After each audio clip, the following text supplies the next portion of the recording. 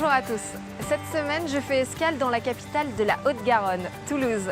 Je me trouve juste devant le Pont Neuf. C'est le plus vieux pont de la ville rose et le seul à avoir résisté aux différentes crues du fleuve. Aujourd'hui, je vous emmène à la découverte de Toulouse au fil de l'eau.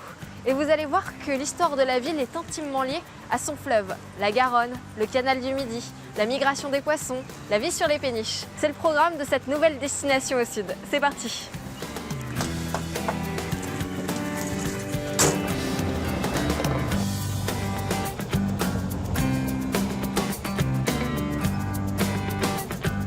Pendant longtemps, les hommes traversaient la Garonne par le Basacle, une marche naturelle utilisée comme gué et réputée pour son niveau d'eau très faible.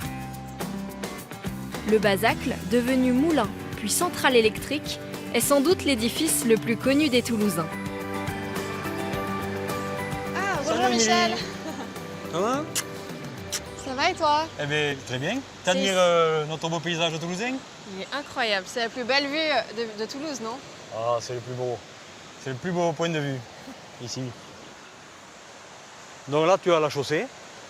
La chaussée, c'est un barrage. Ah oui, c'est ça, c'est pratiquement un barrage. C'est une marche qui est dans la Garonne qui nous permet d'avoir un dénivelé d'eau pour permettre à la force de l'eau d'alimenter nos turbines. On retrouve des traces déjà de la première retenue, de la première chaussée, qui date aux alentours de 1177.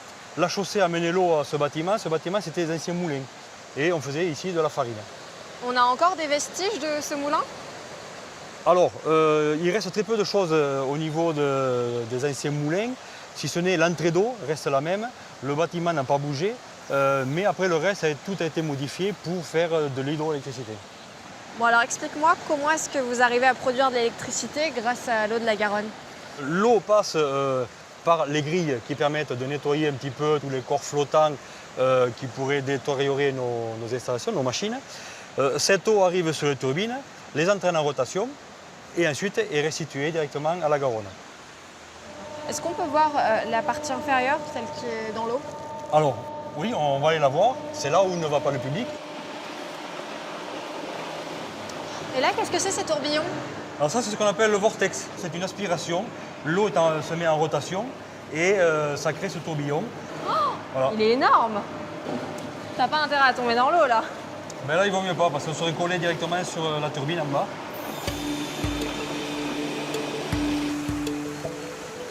Alors ici, vous avez construit des passes à poissons. Cette passe à poisson a été construite en fait pour franchir les 4,50 m de dénivelé de notre chaussée. Et le poisson en fait remonte dans chaque bassin, bien que ça paraisse assez tumultueux. T'es pas un peu tenté parfois de sortir ta canne à pêche et de te prendre un gros saumon? Alors ça risque pas pour moi, parce que moi j'aime pas le poisson. Donc avec ça, le poisson pour moi a un bel avenir devant lui. C'est pas moi qui veux le sortir de l'eau.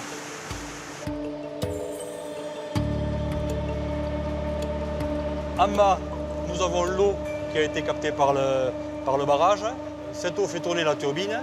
Et ça a créé quoi en termes de quantité? Alors, en quantité d'électricité, cette machine qui tourne actuellement produit 500 kW et ça représente à peu près la valeur d'une cinquantaine de maisons toutes électriques.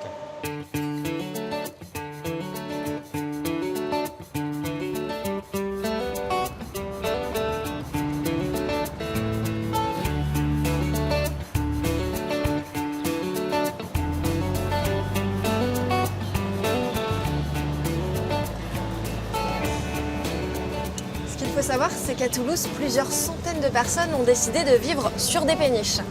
Je vais rencontrer Fabrice qui, lui, a opté ce mode de vie depuis 12 ans. Il va me montrer ce que c'est que de vivre au quotidien sur le canal du Midi.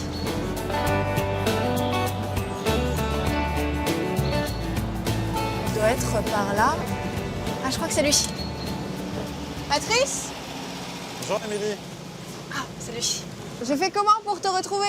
Il faut que tu ailles jusqu'au bout du chenal et au pont, tu prends à gauche pour faire le tour jusqu'au port.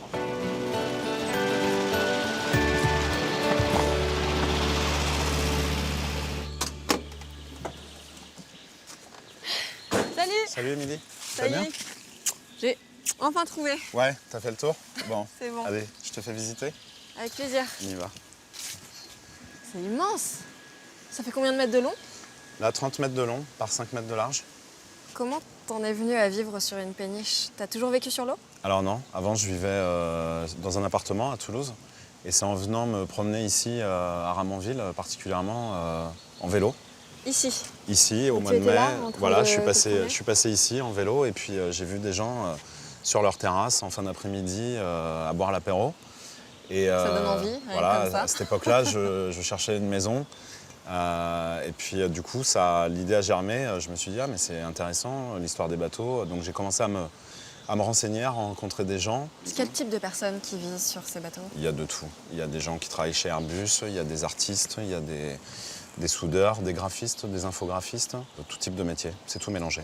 Et qu'est-ce qui te plaît, toi, surtout dans cette vie-là? Quand je suis chez moi, j'ai l'impression d'être en vacances. Alors c'est un peu paradoxal puisque je travaille de chez moi, j'ai mon bureau chez moi.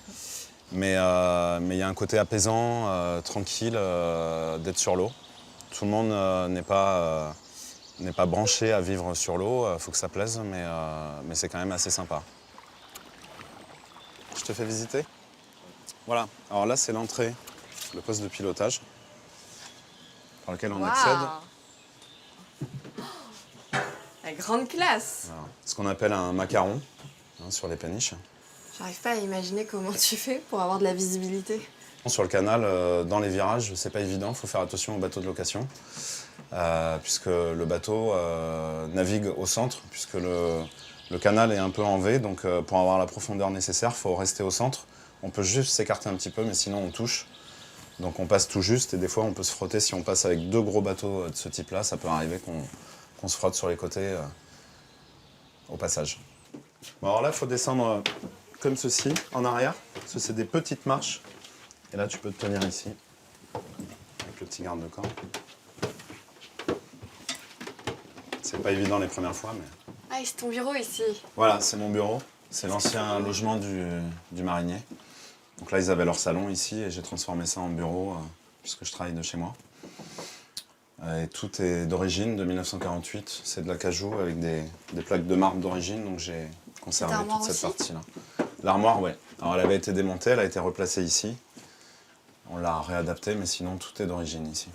Et là, il y a les anciennes cabines des mariniers où ils dormaient le soir quand ils étaient en navigation pour transporter le chargement de blé, puisque ce bateau transportait du blé, 380 tonnes de blé à chaque mission.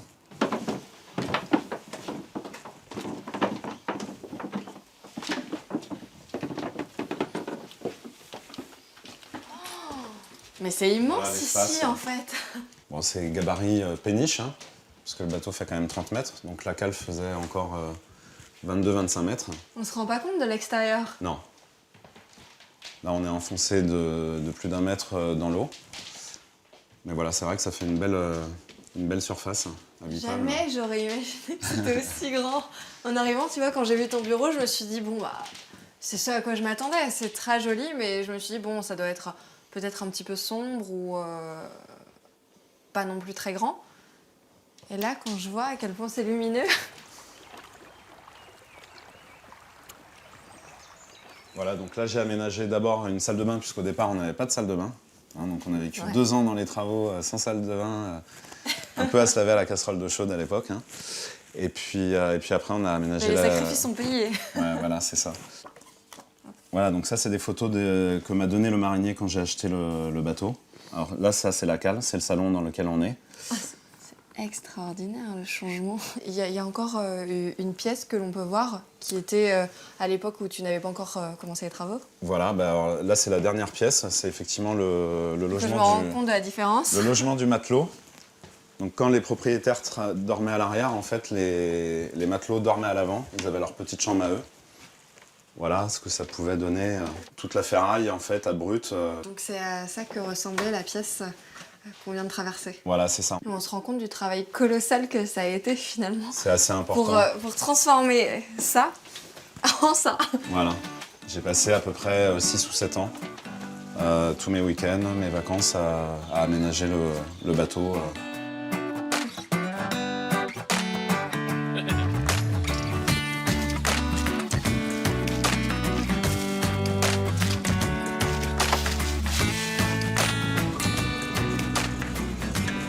Alors là, c'est à gauche. Voilà, c'est à gauche. Là, on arrive sur le port sud. Donc là, je vais t'emmener voir Serge. Il est spécialisé dans la réparation de bateaux fluviaux, notamment des péniches comme la mienne.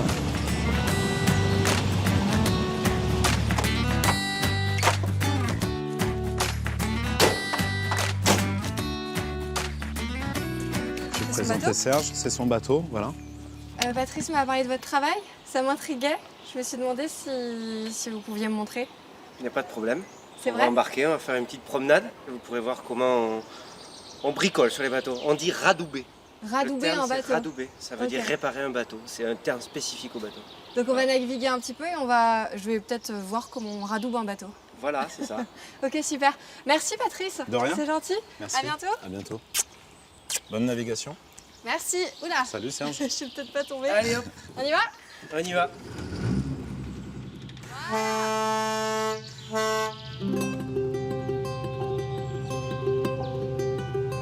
On est bien là.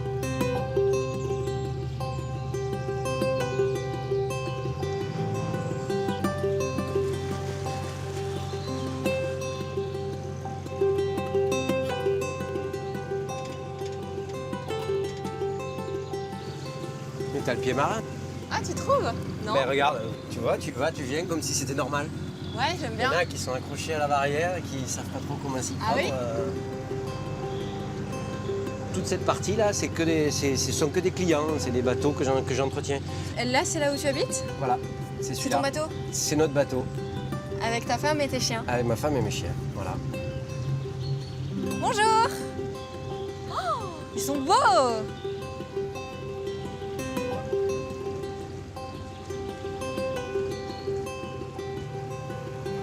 En fait, il connaît tout le quartier. Il a retapé tous les bateaux du quartier. À chaque fois qu'il m'en montre un, il l'a entretenu, il l'a refait, il a refait la peinture. Est-ce que tu crois que tu peux m'apprendre à naviguer? Euh, Au moins les t'apprendre à premières naviguer. règles. Alors oui, il n'y a pas de problème. Donc tu vas t'installer là. On va pas toucher à la vitesse, on va rester à cette vitesse-là. Tu t'occupes pas de ce qu'il y a devant le bateau, ça n'a aucune importance. Je sais pas, t'es à l'aise? Oui, j'adore. Et tu aimes naviguer sur le canal du Midi? Moi j'adore ça. Je trouve que c'est ressourçant, relaxant, dépaysant. On a l'impression qu'on est dans la campagne alors qu'on est très exactement à 5 minutes en voiture du centre-ville de Toulouse. Le canal n'existe que grâce à la magie de Riquet qui n'était qu'un percepteur d'impôts pour le roi et qui par C'était à lui, quelle époque? Louis XIV, fin des années 1600, 1687 ou 8 je crois de mémoire. Et lui, il a, par son intelligence et sa connaissance du terrain et sa persévérance, il a réussi à trouver comment alimenter le canal en eau. Donc lui, il a réussi via ce qu'on appelle une rigole. Donc c'est un petit cours d'eau qui a été créé totalement à main d'homme. Il a réussi à créer cette réserve d'eau avec le fameux barrage de Saint-Ferréol. On va bientôt passer au-dessus du périphérique toulousain, ce qu'on appelle la rocade à Toulouse. Et tu vas voir l'énorme différence qu'il y a entre comment ça grouille en bas et comment c'est calme en haut.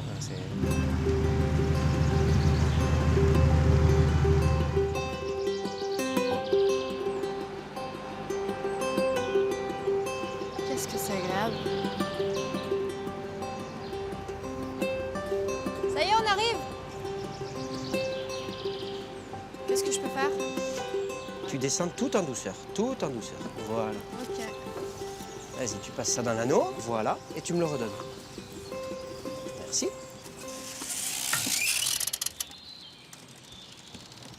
Alors c'est ici ton bureau. Voilà, c'est une cale sèche qui a presque 2 siècles.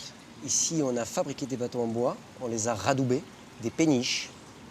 Maintenant, on y entretient les bateaux. Alors explique-moi Ici- comment ça se passe. Alors, Comment est-ce que tu les mets au sec? on rentre le bateau, on a des repères pour savoir où placer le bateau, qui sont peints sur le mur. Et ensuite, on remet cette porte en place, on la coule pour qu'elle soit bien dans le joint. Et une fois qu'elle est coulée bien dans le joint, on ouvre la vidange qui vide l'eau de la cale sèche dans le pluvial. Je te propose de descendre. C'est impressionnant de voir un bateau en entier comme ça. Bon alors, ton travail consiste en quoi exactement? J'ai passé le nettoyeur de pression pour enlever la vase et les algues qui étaient accrochées à la coque. Et ensuite, on repeint. Tu veux faire un repeins essai? le bateau? Ah, t'étais en train de repeindre ce bateau? Oui. Je veux bien essayer. Je te garantis pas une belle peinture, par contre. Tu vas faire sous l'eau. Ça se verra pas, c'est pour Voilà. les poissons. Ça C'est pour restera les entre poissons. nous. Hein. Ça reste entre nous. Tu le diras pas à ton client. On dit à personne. Allez, on y va. Allez, viens. On va se mettre là où il y a du soleil, comme ça on verra mieux. Hop. Ah oui, là t'as plus. Là t'as plus tous tes repères là.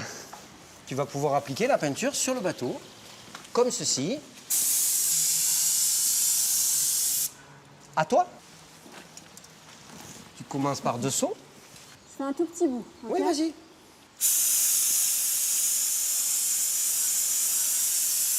Super. Et tu dois faire toute la coque. Et oui. C'est 2 long. couches. Ah, tu mets 2 couches? Toujours. Bon. C'est dur comme travail. Écoute, il faut bien que quelqu'un le fasse. Ah bah oui, mais il y a tout un savoir-faire derrière, parce que... moi, T'es disponible pour les quelques mois à venir? Je vais venir faire un job d'été ici. Allez, d'accord. Je t'embauche. Merci beaucoup. Avec plaisir. On se fait une petite photo avant que je parte? Ouais, si tu veux.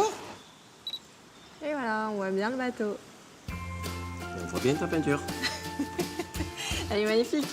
La plus belle Magnifique. que t'aies jamais faite.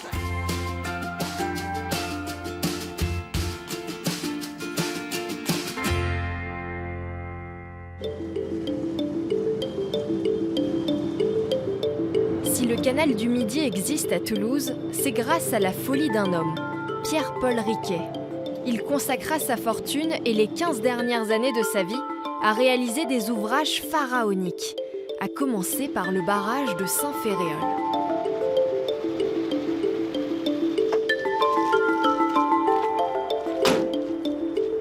Salut Didier, Bonjour Émilie.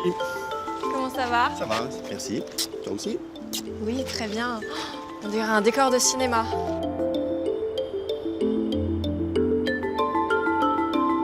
Alors quand il a été construit ce barrage, enfin au XVIIe siècle, Tout à fait. c'était le plus grand du monde. Effectivement. Voilà. Donc Riquet a conçu ce barrage pour pouvoir alimenter et faire vivre le canal. Le projet était extrêmement ambitieux, c'était relier la mer Méditerranée à l'océan Atlantique. Tout à fait. C'était, on va dire, le réservoir du canal du Midi pour alimenter la partie la plus difficile à alimenter, donc Carcassonne à Toulouse.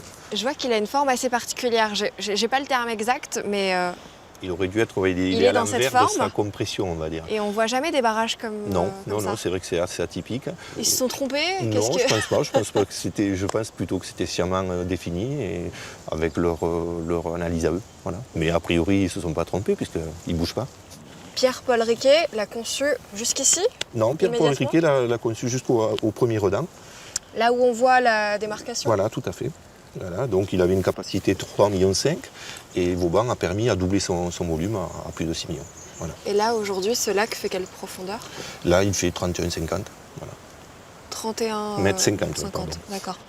Il y a des galeries juste en Voilà. dessous? Donc il y a deux galeries immergées et 2 galeries émergées sur l'aval du barrage. On peut aller les voir? Et on va y aller.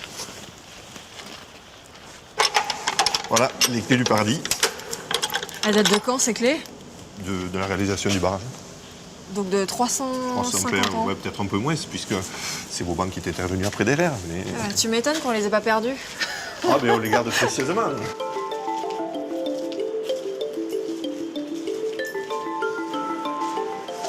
Voilà, là nous arrivons sur la zone d'extension.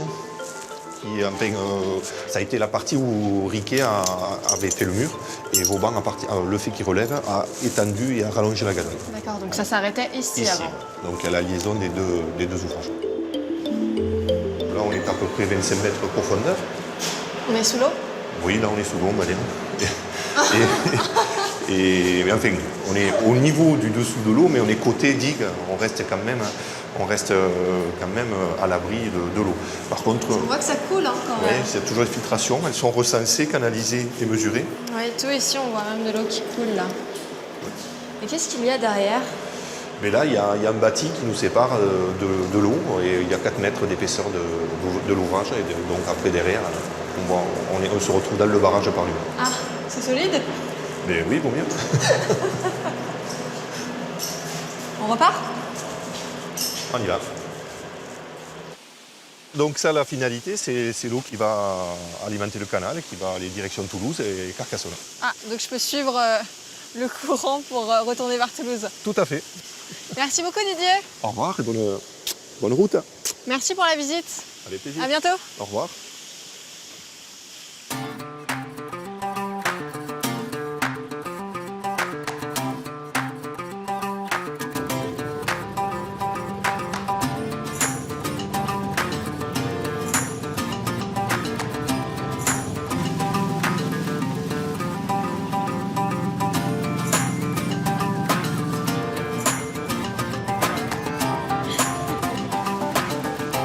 Waouh.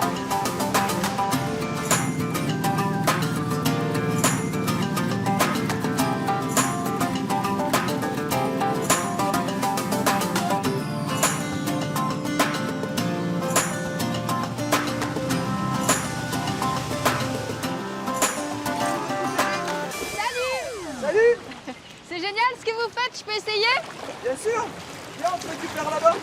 Sur le ponton? Ouais! Ok, j'arrive. Tu retiennes deux choses primordiales. Toujours les bras tendus. Jambes pliées. Bras tendus, Voilà. jambes pliées. Si tu sens que tu es en galère, un truc comme ça, tu plies les jambes, mais jamais tu tires sur les bras. Vas-y. Non mais t'es pas dans l'eau. Elle est gelée. Là, tu vas aller jusqu'à la barre et comme ça tu tiendras la barre. Tu vas voir. C'est super. Bouge pas. Et là tu tiens là. Non, je vais pas y aller. Si, si. C'est gelé, c'est gelé. Ok, bon. Voilà. Voilà, et tu vas jusqu'au bout. Là maintenant, Allez, ça va le faire. tu vas voir, ça va le faire. Après une fois que c'est parti, tu n'auras pas de soucis, tu verras. Ah, c'est froid. Au secours. Oh, mais j'ai pas envie de lâcher du coup. Eh ben tu vois, c'est le but, toi t'es pas censé lâcher. Là tu mets les skis dans l'axe, plie tes genoux. Elle est gelée. Tends les bras, tends les bras. Tends les bras, plie tes genoux. Attends. Vas-y doucement. Vas-y, redresse-toi doucement. Et essaie de te lever, de te mettre debout. Appuie sur les jambes. Là, encore plus haut. Voilà. Redresse les fesses un peu plus. Avance un petit peu. C'est bon, nickel.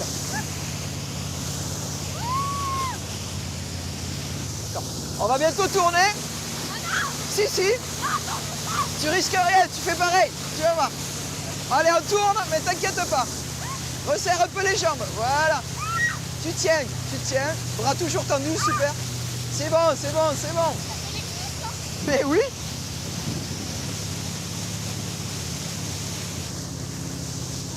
Ça y est. Oh!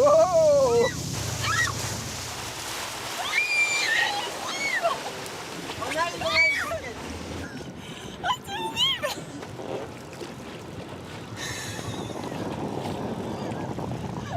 Il n'y a pas des bêtes sauvages dans l'eau? Non, Yann, t'inquiète, tu risques rien. T'as la corde maintenant? On peut tenter, mais je sais pas ce que ça va donner. Bah, il faut essayer. Ouais. Attends. Vas-y. Vas-y, lève-toi. Ah.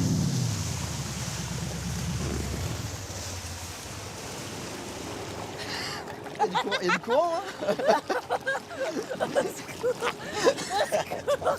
Je suis morte. Qu'on appelle ma doublure.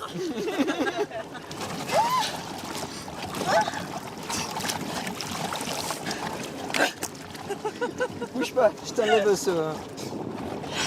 J'ai pas réussi à me lever. Je suis épuisée. J'ai pas réussi à me lever, mais j'ai ressenti les sensations de glisse que j'étais tenue à la barre.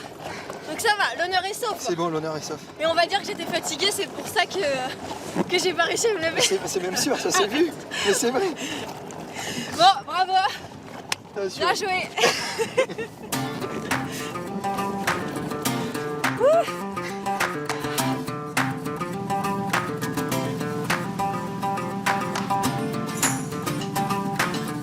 C'était une fin d'émission chargée en émotions. J'espère que cette aventure toulousaine vous a plu.